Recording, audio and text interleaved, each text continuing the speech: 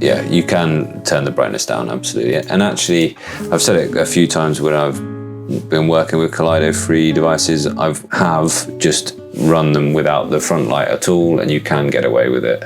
It works just fine. You sort of seek out better lighting for better eye care. Sim usefulness is what I'm wondering about. Is it better, for example, downloading when you don't have a Wi-Fi signal? Or have you tried a Zoom or Google Voice Call? No, I haven't actually tried either of those, I will be honest with you. Whether that's something that you need to do. I just think it's really useful, for example, let's say I'm going to use OneNote. Well, it's really useful that I don't have to find Wi-Fi to know that whatever I've written down in OneNote is synced up to the cloud. I think that's the thing for me. And it could be the case, you know, reading in any app that again, my reading progress is going to be synced up to the cloud. It could be the case that actually I just want to quickly check a score or something on BBC News website, or I just want to, or I want to download a new app to try, or, you know, there's so many times where it's just nice just to have mobile connectivity, isn't it? And yeah, it's a interesting point. I know we've got hotspots on our phone. I've tried that. I really did try that with the original Palma. I even bought like a tiny mobile phone, one of the what they call Unihertz jelly phones. I bought that and decided to try and use that as a hotspot and as my main phone, and then use a Palma for other things. And it was just a nuisance having to put the thing onto the hotspot all the time. So now it's just great that it's just its own internet, really. It's really useful. Now, April, you probably don't use the pen with the Go 7. And incidentally, somebody asked if you could use the pen. You can use the older Inksense on this.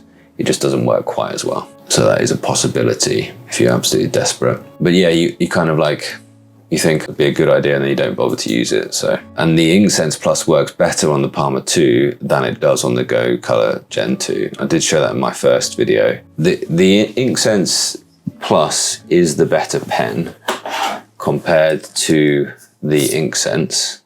They both work on either, but the actual controller that does the stylus function on the Go Color Gen 2 is not as good as it is on the Palma. So I say both work on both, but so this is the original Inksense.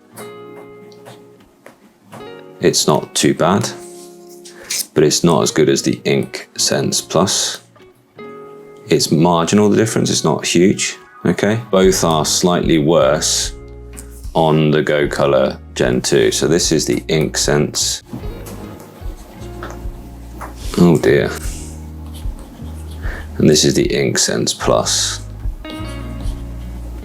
Okay, so it's still the same order. Like the Inksense is objectively worse than the Inksense Plus, and also the Go Color 7 is objectively worse than the Palma 2. So if that makes sense, but they're both cross-compatible. Black versus white body, does the screen really appear? Yeah, it does. Yeah, I mean, it really, like, I don't know how much I left in, but like there was a moment where I was like, oh, that really is darker, when I was comparing it to the HiBreak.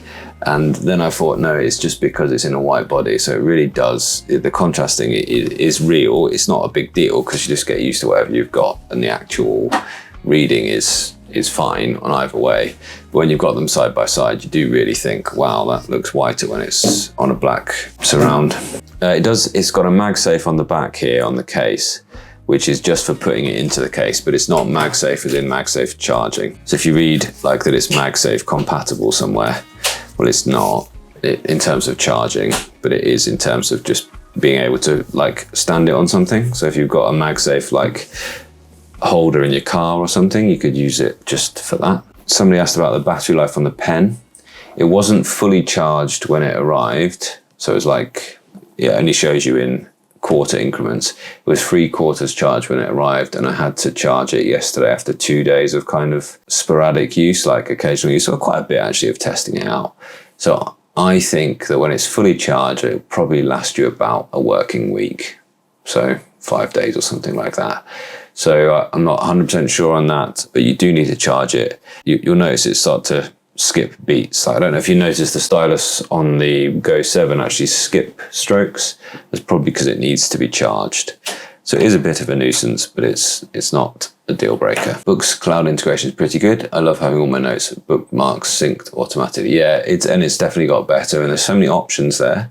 It just takes a bit of getting used to at the start. So if you do want to sync up your reading, then you can, and you can sync it up with your own third-party cloud if you want. You can sync it up with Google Drive or lots of different cloud options. You can do that. It just takes setting up, and once you've got it set up and you've got your head around it, it should work just fine. Can you use the case as stand-in portrait mode? I don't think so. I think they kind of missed a little bit of a trick on some of these. They were, you know, when it's in this magnetic case, that's a bit like, it's a bit clunky. It's kind of, I suppose, might be quite easy to hold it like that or something. And no, you can't really stand it up. You know, that is it standing up, but I wouldn't really trust it not to just fall over at any point. But so no, it's not really able to do that, but it's, I suppose, possible. But they could have made something. I feel like there's a groove there. Is there a reason for that groove? Maybe made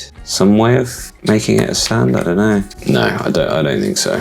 Basically, almost think that there must have been something they could have done there. Why there is these folds, I don't know.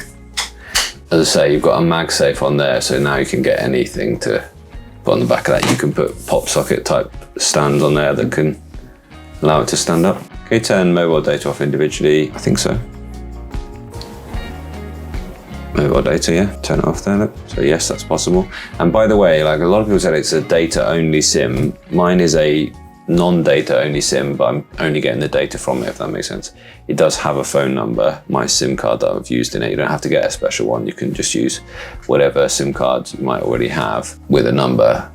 It's just that you're only going to get the data from it. I have that case for the Palma 1. It's great with an O snap grip. Okay, cool. Yeah, so I haven't. The only thing is that remember that the case will be different because the buttons are on the other side from the Palma 2. Or I think the Palma 1 didn't have as many buttons. It didn't have the extra button, did it? The extra function button, which it does have.